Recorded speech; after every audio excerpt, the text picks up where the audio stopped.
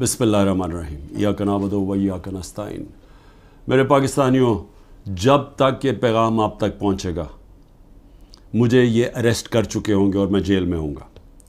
तो मेरी आपसे सिर्फ एक ही रिक्वेस्ट है, अपील है कि आपने घरों में चुप करके नहीं बैठना। मैं ये जो जद्दोजहद कर रहा हूँ ये अपनी ज़ात के लिए नहीं कर रहा, ये अपनी कौम के लिए कर रहा हूँ, आपके लिए कर रहा हूँ, आपके बच्चों के मुस्तकबिल के लिए कर रहा हूँ।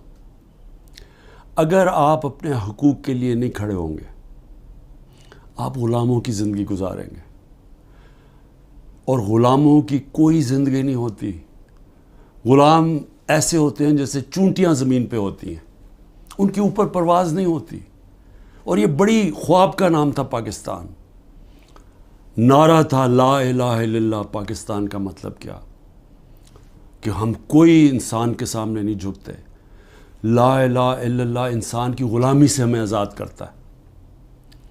और हमारे नबी सल्लल्लाहु अलैहि वसल्लम ने अपनी मदीना की रियासत में सबसे पहले इंसानों को आज़ाद किया था अदल और इंसाफ दे के। ये है जंग इंसाफ की, आपके हकूक़ की, आपकी आज़ादी की।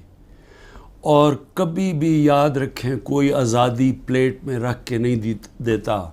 जिस तरह मैं कहता हूँ ज़ंजीरें गिरती नहीं हैं, तोड़नी पड़ती हैं।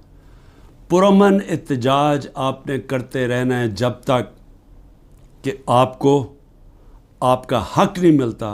और वो सबसे बड़ा फंडामेंटल राइट है वोट के ज़रिए अपनी हुकूमत मुंतखब करना, ना तो किसी और कोई कब्ज़ा ग्रुप इस मुल्क के ऊपर कब्ज़ा करके बैठ जाए जो आज कब्ज़ा करके बैठा हुआ है।